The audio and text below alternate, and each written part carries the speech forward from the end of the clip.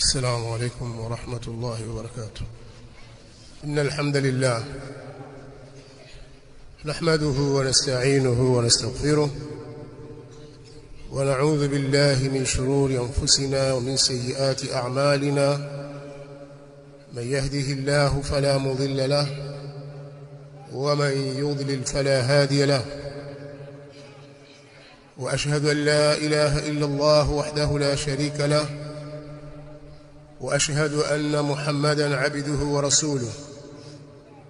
يا أيها الذين آمنوا اتقوا الله حق تقاته ولا تموتن إلا وأنتم مسلمون. يا أيها الناس اتقوا ربكم الذي خلقكم من نفس واحدة وخلق منها زوجها وبث منهما رجالا كثيرا ونساء، واتقوا الله الذي تساءلون به والأرحام إن الله كان عليكم رقيبا. يا أيها الذين آمنوا اتقوا الله وقولوا قولا سديدا يصلح لكم أعمالكم ويغفر لكم ذنوبكم، ومن يطع الله ورسوله فقد فاز فوزا عظيما. أما بعد، فإن أصدق الحديث كتاب الله، وخير الهدي هدي محمد صلى الله عليه وآله وسلم، وشر الأمور محدثاتها، فإن كل محدثة بدعة وكل بدعة ضلالة وكل ضلالة في النار. عباد الله، katika khutba yetu ya leo ya tarehe 30 Jumada al-Ula, yani mfunguo 8 mwaka wa 1447 tangu hijra ya mtume Muhammad sallallahu alaihi wasallam, ambayo inalingana sawa na tarehe 21 wa mwezi wa 11 mwaka wa 2025.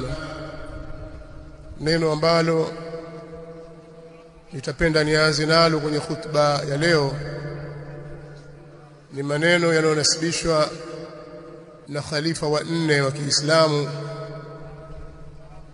ibn ammi wa mtume Muhammad sallallahu alaihi wasallam, Ali bin Abi Talib, pale aliposema kalimatul haqqi urida biha al-batil. Hayo ni maneno ya kweli, maneno ya haki yanayotumiwa kwa makusudio maovu. Kisoma katika vitabu vya historia ya Kiislamu, hasa katika kipindi cha mwisho cha utawala wake kiongozi huyu mtukufu Ali bin Abi Talib radhiyallahu ta'ala anhu, utakikuta ni kipindi ambacho kiliingia mizozo mingi sana. Kwa ufupi, tangu mwanzo mpaka mwisho wa utawala wake kulitokea waasi waliompinga yeye dhahiri shahir, wakaingia barabarani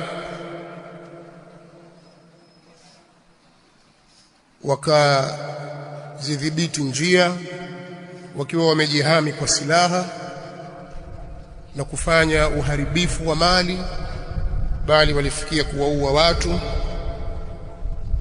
kwa madai ya kwamba wanataka haki. Haki yenyewe ni kuhukumiwa kwa kitabu cha Allah subhanahu wa ta'ala, na nembo yao kubwa na kauli yao mbiu ilikuwa la hukma illa lillah, sisi hatutaki hukumu nyingine yoyote isipokuwa hukumu ya Allah. Kauli hii ikawa imewashawishi na kuwadanganya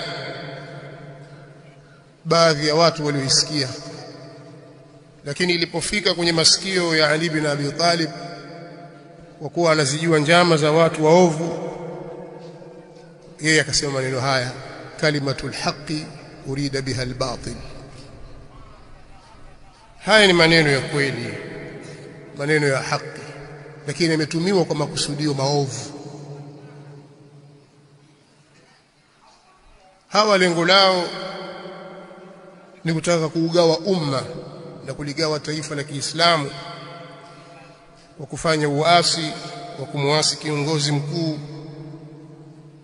na mwisho yote ni kumpindua ili watawale wao.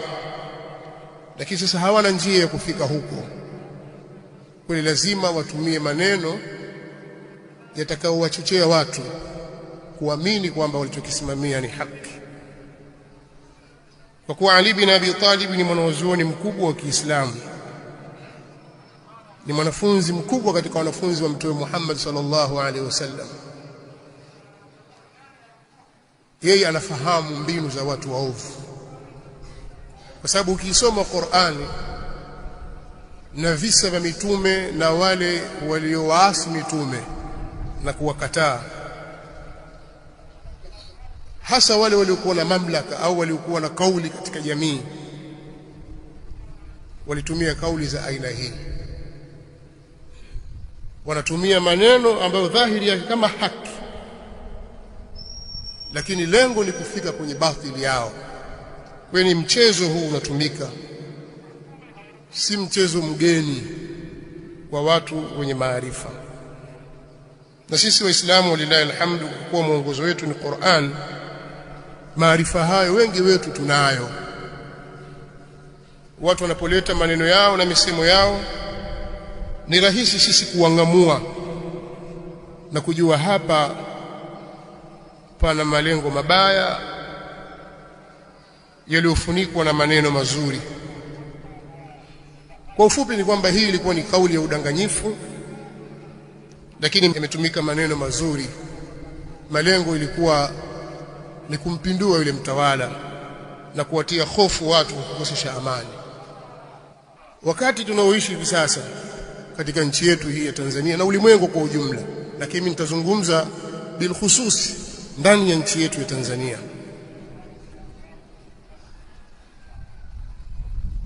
kumekuwa na maneno ya chokochoko na lugha za kiuchochezi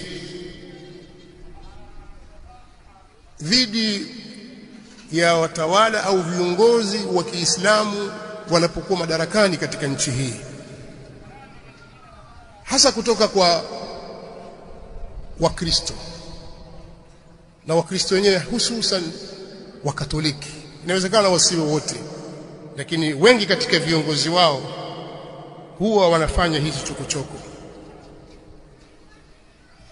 Sisi tuliligundua jambo hili muda mrefu, na ndiyo maana ukirejea nyuma kabisa, kabla ya matukio haya, kabla ya mwaka huu, kabla ya utawala huu, kirudi nyuma ukifuatilia mihadhara yetu, hutuba zetu, darasa zetu na makala mbalimbali, utaona kwamba tunasimamia katika msingi wa watu kuheshimu mamlaka, kuwa na utiifu kwenye mamlaka, kwa sababu ndiyo muongozo wa mtume wetu Muhammad sallallahu alayhi wa alihi wasallam. Hii imekuwa ni agenda yetu ya muda mrefu sana, hatujawahi kubadilika, bali hata walipotokea baadhi ya Waislamu walipoonyesha ishara ya kwamba wanataka kuvunja amani kwa kupitia njia za migomo na maandamano, sisi tulikuwa dhidi yao, kwamba hii si katika njia ya dini yetu na huu si utaratibu. Kwa nini? Kwa sababu mtume wetu sallallahu alaihi wasallam ametufundisha 1, 2, 3. Tunatoa miongozo na mafunzo ya kuonyesha watu namna ya kuidai haki yao pale wanapohisi wamedhulumiwa. Mafunzo haya kutoka kwa mtume wao wanayempenda sallallahu alayhi wa alihi wasallam, na madhara ya kuyakiuka mafunzo haya. Haya ndio mafunzo yetu sisi, tumeyatoa kwa muda mrefu. Na kabla ya matukio haya ya Oktoba 29, ukirejea hutuba zetu zaidi, Eid al-Adha kuja mfungo 3, na baada ya hapo mihadhara, khutba, ukizirejea utakuta zinalenga kwenye msingi huu, kwa sababu hayo yote ni kutaka kuilinda dini yetu na misingi yake, lakini kuleta utulivu kwenye miji yetu, kwenye nyumba zetu na makazi yetu, kwa sababu siku zote mafunzo ya Mtume Muhammad sallallahu alaihi wa alihi wasallam hayawi isipokuwa ni haki. Kwa hiyo sisi ikawa kauli zetu sisi siku zote tunapozungumza ni kuwafundisha watu njia za kudai haki. Je, tutadai haki bila ya kuzingatia misingi sahihi? Njia yoyote inaweza ikatumika kudai haki, hata kama njia hiyo italeta uharibifu, hata kama njia hiyo italeta uvunjifu wa amani. Je, kila anayeona kwamba ameonewa anaweza kudai haki yake kwa namna anavyojiona yeye kivyo vyote, hata kama kutatokea uvunjifu wa amani? Je, ni haki ya nani ndiyo ambayo hiyo yatakiwa idaiwe kwa mabavu na uvunjifu wa amani, na haki ya nani yatakiwa idaiwe polepole taratibu bila uvunjifu wa amani? Haya tuliyafundishwa sisi,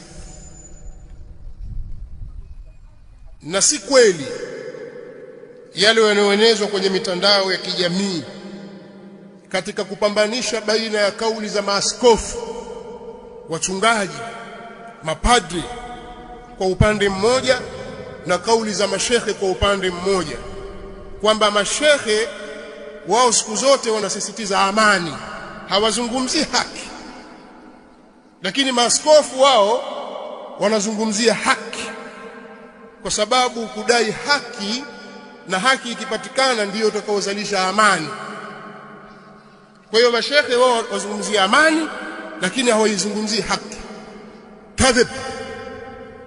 Hayo ni maneno ya uongo, maneno ya mtu ambaye hajaelewa au anakusudia kupotosha. Sisi tutaka haki, kwa sababu Mola wetu sisi aliyetuumba ni wa haki. Dhalika bi anna Allaha huwa al-haq wa anna ma yad'una min dunihi huwa al-batil. Allah subhanahu wa ta'ala ndiye wa haki, na vyote vinavyoabudiwa kinyume chake Allah ni batil. Dini ya Uislamu ndiyo dini ya haki, na Mtume Muhammad sallallahu alaihi wasallam ni mtume wa haki, na sisi Waislamu tumeamrishwa kutendeana haki na kushikamana na haki. Isome sura fupi tu, suratul Asr.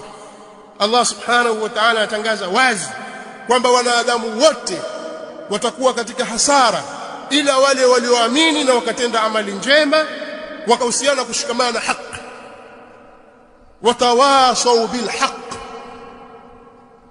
Kwa sisi haki ni kitu kikubwa sana kwetu, lakini jambo la msingi, haki unaidai vipi? Hapo ndio kwenye matatizo.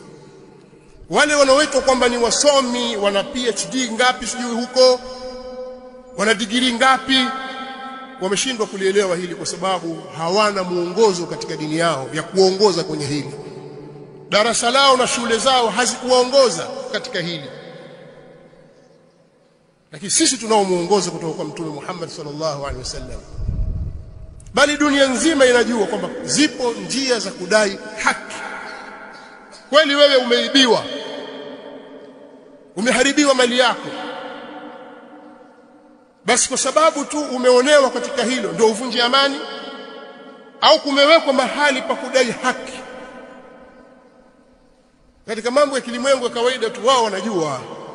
Wewe waweza kumpiga huyu mara moja ukamchapa vibao, ukampiga ngumi, lakini unaona kwamba hapana, kweli ameninyima haki yangu, lakini ziko njia za kudai haki.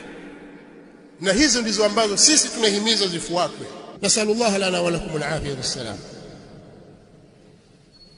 الحمد لله رب العالمين حمدا كثيرا طيبا مباركا فيه ملء السماوات وملء الأرض وملء ما بينهما وملء ما شئت من شيء بعد. أهل الثناء والمجد أحق ما قال العبد وكلنا لك عبد. اللهم لا مانع لما أعطيت ولا معطي لما منعت ولا ينفع ذا الجد منك الجد. سبحانك اللهم لا علم لنا إلا ما علمتنا إنك أنت العليم الحكيم. والصلاة والسلام الأتمان الأكملان على البشير النذير والسراج المنير نبينا محمد وعلى آله وصحابته أجمعين. أما بعد. ndugu zangu waislamu, si kila mtu aliyekuja na lugha tamu na maneno mazuri ana nia njema. Watu wengi wenye nia mbaya hutumia maneno mazuri, maneno matamu ya kiulaghai ili kutangaza bidhaa zao, kutangaza agenda zao, ili kufika kwenye malengo yao au kufikia malengo yao mabaya. Sisi waislamu tumeligundua hili katika nchi hii, kwamba mara nyingi wanapoingia watawala waislamu, basi wakristo wanakuwa hawana raha na uongozi wa yule muislamu. Historia hiyo iko hivyo. Wanafanya mambo mengi sana, na kusudia viongozi wao wanafanya mambo mengi sana ya kuhakikisha wanamtoa katika njia ili kupitisha malengo yao. Lakini wakizungumza wazi, waislamu nyinyi mtushtuka. Kwa hiyo wanatumia njia nyingine ya mbali ili kuwalaghai. Sasa ni wajibu juu yetu sisi kutumia mimbari kama hizi kuwatanabahisha waislamu wenzetu kwamba tusikubali kuingizwa katika mambo haya, tusikubali kuingizwa kwenye mitego hii. Leo maaskofu na mapadre wana harakati mbalimbali wanaodai haki za binadamu, wanahabari wa nje na ndani, wanasiasa wanatumika katika kusukuma upande wa kuzitingisha serikali au watawala wale waislamu. Wanashirikiana katika hilo, na sisi tunalijua hili.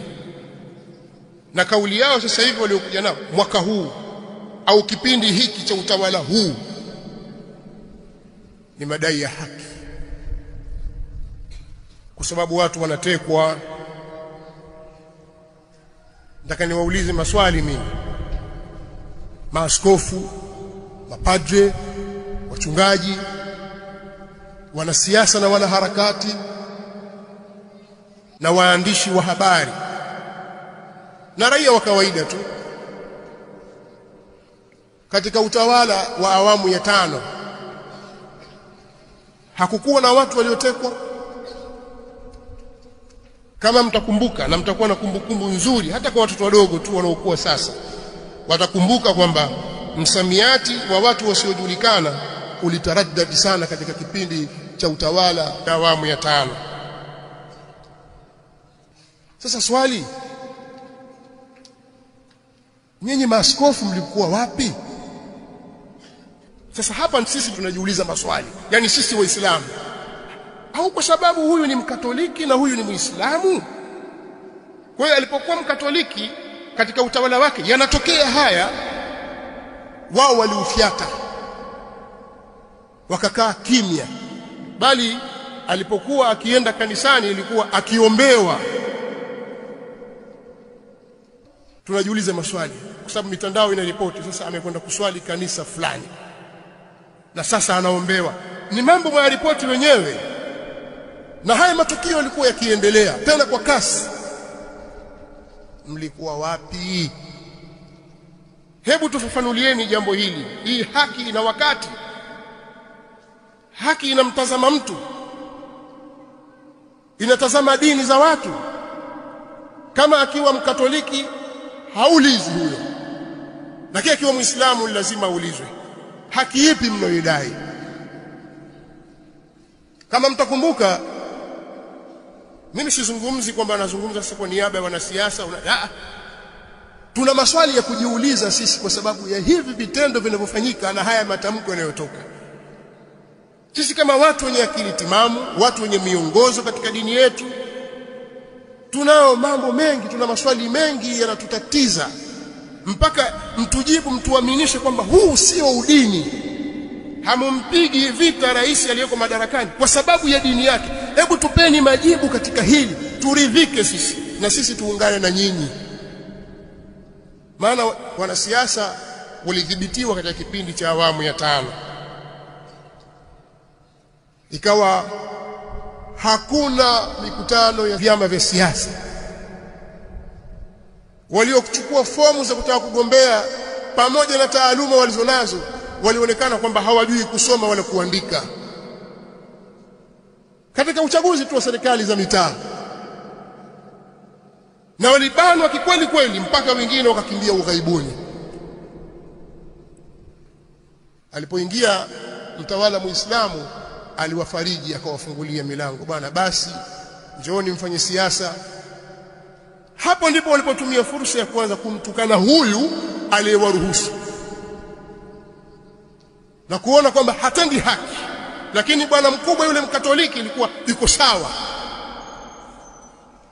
Wafanya biashara, nyinyi mna ushahidi wa kutosha kabisa, pengine kuliko mimi, namna watu walivyokuwa wakiporwa mali zao. Watu wakawa katika hofu kiasi ambacho baadhi ya wawekezaji waliikimbia hii nchi. Leo amekuwa tajiri, kesho anaweza kuwa fakiri. Mambo hayendi. Wafanya biashara, nyinyi mashahidi, muogopeni Mola wenu. Hali ilikuwa ngumu sana katika biashara na watu wakakimbia. Alipoingia Muislamu, haya mambo yaliondoka. Kukawa kuna kazi kubwa ya kuwaaminisha watu kwamba sisi sio kama yule, njooni mfanye biashara. Watu wakabembelezwa mpaka wakaona ni kweli, biashara zikaanza kufunguka. Lakini kosa lake kwa sababu ni Muislamu. Haya yote aliyoyafanya huyu anayeongoza nchi sasa hivi yakawa hayaonekani. Ndipo wakalipuka hawa watu kutoka kanisani kwenye madhabahu huko wakidai haki. Haki ipi? Mlikuwa wapi? Wakatokea wanahabari na wachambuzi wa mambo ya kiuchumi, mambo ya kisiasa, wakaja wakadai haki. Mlikuwa wapi? Wanasiasa hawakubaki nyuma, waandamanaji, raia wa kawaida nao hawakubaki nyuma, wakiwa wanadai haki. Ya ayyuhalladhina amanu kunu qawwamina lillahi shuhadaa bilqist wala yajrimannakum shana'anu qawmin ala an la ta'dilu i'dilu huwa aqrabu littaqwa wattaqullaha innallaha khabirun bima ta'malun. Allah subhanahu wa ta'ala katika suratul Maida, sura ya 5 aya ya 8, anatuambia, enyi mlioamini nyinyi, waumini nyinyi, kuweni wasimamizi madhubuti kwa ajili ya Allah kwa kutoa ushahidi wa haki, wala kuchukiana na watu kusiwapelekeeni nyinyi kutofanya uadilifu. Kuweni waadilifu. Kweli mna chuki na Waislamu, hebu kuweni basi na uadilifu. Mbona uadilifu unawashinda? Hebu pimeni mambo wakati ule na sasa, wakati alipokuwa Mkatoliki na wakati sasa yuko Muislamu. Pimeni, wekeni uwiano hayo mambo, alafu muone haya. Msiropoke tu. Sasa nimependa niyatangulize maneno haya, lakini maneno yangu mafupi ni haya ambayo ndio ujumbe wa hotuba hii. Sisi tulikataza watu wasitoke barabarani wakafanya maandamano, wala wasishiriki katika jambo hilo, kwa sababu jambo hili lina hatari, linavunja amani, haki haidaiwi hivyo, kutatokea mauaji, kutatokea uharibiwa mali za watu, kutaingia hofu, Sio kwamba alikuwa tunajua ghaib, mambo yasiyoonekana, mambo ya mbali, tunajua mambo ya kesho na kesho kutwa. Sisi hatujui ghaib, bali ile miongozo tunayosoma ndiyo inatuelekeza kwamba pakitokea hivi kutakuwa na hili. Na kweli yale sisi tulikuwa tukiwatahadharisha watu wasifanye, kwa sababu madhara yake ni 1, 2, 3. Watu waliyafanya, wakatuona sisi tunatumika vibaya, sisi ni vibaraka. Kwa hiyo acha tuingie barabarani tudai haki yetu, na wengine tunataka nchi yetu. Swali, nchi mliipata? Hawakuipata nchi. Kilichotokea ni nini? Ni mauaji, na asilimia kubwa ya watu waliokufa hawakuwa na hatia, ni watu wamejazwa upepo, na wengine hata hawakushiriki. Lakini linapotokea balaa kama hilo halichagui. Lakini hizi kauli za watu waandamane, wafanye fujo, wachome mali za watu zimetoka wapi? Ukirejea kwenye mitandao, kuna askofu mmoja, askofu huyo anawachochea watu kwenye mitandao, anawaambia wale wanaokaa karibu na vituo vya polisi na nyumba za polisi, choma nyumba zao. Vituo vya mafuta hivi akavitaja jina vya Lake Oil, choma moto. Akataja mambo mengine mbele kwamba hivyo choma. Swali langu kwanza, na maswali kadhaa hapa. Hili swali la kwanza na wauliza hawa watetezi wa haki za binadamu, wana habari na watu mbalimbali, je, huu sio ugaidi? Huu wa kulipua vituo vya mafuta na kuchoma nyumba za askari na vituo vya, huu sio ugaidi? Twendeni kwa haki. Swali la pili, kauli kama hizi zingetoka msikitini, kwamba huko mahali fulani kuna shekhe amepanda kwenye mimbar anawahamasisha Waislamu watoke wakachome vituo vya mafuta au vituo vya polisi na nyumba zao, na wakaonekana kule vijana wamevaa kanzu na barakashia wanatekeleza hilo, je, hili lisingeitwa ni ugaidi? Au ugaidi mpaka awe Muislamu, lakini akiwa Mkristo si gaidi? Sasa huyu anatoa maelekezo haya na yakafanyika. Inasemekana, sijakuwa na uhakika, lakini inasemekana vituo takriban 38 vya Lake Oil Muislamu vilichoma moto. Kwa nini Lake Oil? Kwa nini zisiwe shule za kanisa? Watu wa kanisa hawana mali? Kwa nini hujuma zielekee kwa Waislamu? Leo kaangaliwa mfanyabiashara mmoja, kesho mwingine wa pili. Sisi tunaona kwamba tutapigania haki kuchoma mali ya mtu na kufanyaje? Sasa askofu kama huyu azungumza maneno haya, swali, sio ugaidi? Wallahi huu ndio ugaidi wenyewe. Ugaidi bwana hauna dini, wala hauna kabila, wala hauna mji, wala hauna madhehebu. Hawa ni magaidi waliofanya haya, na hawa walioamrisha. Jambo la ajabu sasa, nchi imefika katika kipindi hiki kigumu, eti watokee maaskofu watoa waraka wakilaumu, wakibeza na kusikitishwa. Nyinyi ndio mlikuwa mkihalalisha hili. Nataka kuambia Waislamu tusitumike na agenda mbovu kama hizi, tusitumiwe. Na niliwahi kuzungumza siku za nyuma kwamba kama wao hawana mafunzo ya kuelekeza namna ya kufanya, sisi Waislamu tunayo mafunzo yetu kutoka kwa mtume wetu Muhammad sallallahu alaihi wasallam yanayotuelekeza namna ya kufanya. Lakini mkitoka hapa mkatafakari tu yale mnaoyaona katika mitandao, ambayo baadhi ya vyombo vya habari vikubwa vya nje ya nchi na vingine vya ndani ya nchi vinayaripoti, hebu yatazameni yale matukio. Huu sio ugaidi? Mkavamia katika kituo cha watu, mkabeba mitungi ya gesi, mkaondoka nao, pengine maisha yako uje kutumia gesi, lakini wabeba wenda nini? Kwa sababu hiki cha Muislamu. Sasa swali, huyu ndiye mnemdai haki? Si mnadai haki? Ndio huyu mmechoma mabasi. Sina haja kuyataja majina. Lakini mabasi ambayo wengi katika wamiliki wake ni Waislamu walikwenda wakayachoma moto. Hawa ndio mnaowadai haki? Mimi siamini kwamba majengo kama makanisa na mahospitali ya kanisa hawajayaona. Siamini hivyo. Walikusudia. Siamini kwamba hawakuona mali za Wakristo wenzao. Siamini hivyo. Maneno haya kama yatatumika kwamba ni uchochezi na ni udini, na iwe hivyo. Lakini mimi siamini hivyo. Hapa pana agenda. Sasa nauliza swali jingine.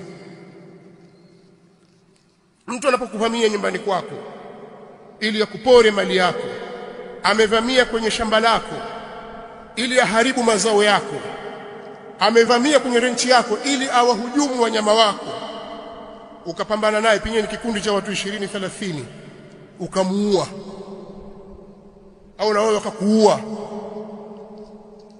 ni sawa atokie mtu adai kwamba wale walikuwa na haki? Sisi tuwaona vibaka tu, waiba simu tu, kaiba simu pengine ya kitochi shilingi 40,000.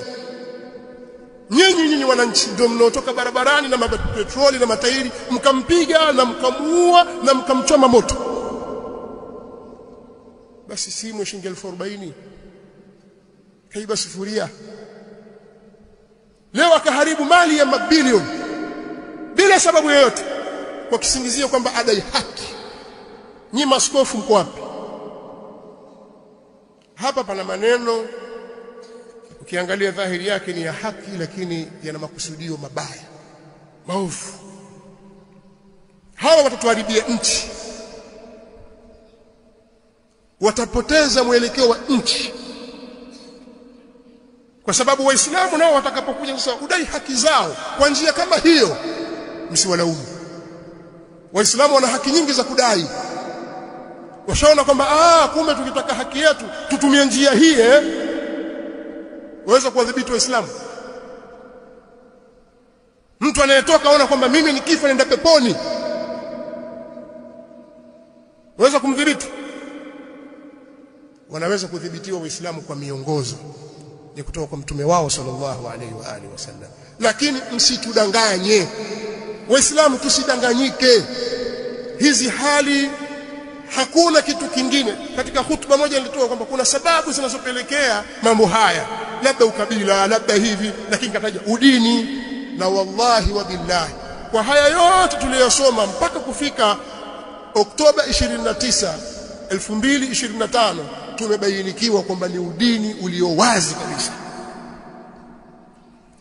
Leo sasa hivi wanahamasishwa vijana tena watoke Disemba 9 wakaidai hiyo haki yao, na haki yenyewe ni kumpindua rais aliyeko madarakani.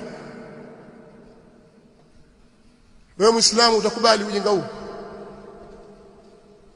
Sasa hutuba zetu nyingine zitaendelea kulifafanua hilo. Wamtaka nani sasa awe rais ambaye huyo sasa ndio mwadilifu kwetu? Rais gani mnemtaka nyinyi?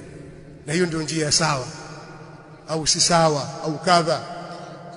Lakini mimi maneno yangu ni hayo, kwamba hizi ni kauli za uongo zimedhihirishwa katika sura. Tunataka haki bwana, itendeke bwana, haki bwana. Sio wa kweli, waongo. Sisi tunasema haki lazima iwepo mahali popote, itawale haki na uadilifu, usawa mahali panapostahili usawa, lakini amani iendelee kutunzwa.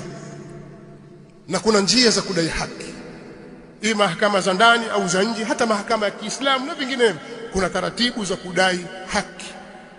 Lakini sisi hatusemi kwanza amani kwanza alafu haki baadaye. Hatusemi hivyo. Haki wakati wote iko. Lakini kweli maaskofu, mapadre, wachungaji, waandishi wa habari, wanasiasa, waandamanaji, kweli mwataka haki? Ni kweli? Tusema kalimatu alhaqi urida biha albatil. Allahumma man arada bina وبالمسلمين سوءا فأشغله في نفسه. اللهم من أراد بنا وبالمسلمين سوءا فأشغله في نفسه واجعل تدبيره في تدميره يا سميع الدعاء. اللهم آمنا في أوطاننا، اللهم آمنا في أوطاننا، اللهم آمنا في أوطاننا، وأصلح أئمتنا وولاة أمورنا. اللهم إنا نستغفرك ونتوب إليك. لا تؤاخذنا بذنوبنا، لا تؤاخذنا بذنوبنا، ولا تسلط علينا من لا يخافك ولا يرحمنا برحمتك يا أرحم الراحمين. اللهم انصر دينك وكتابك وسنة نبيك وعبادك المؤمنين. اللهم انصر المستضعفين من المؤمنين والمسلمين في كل مكان، انصرهم على عدوهم وعدوك يا رب العالمين. قوموا إلى صلاتكم.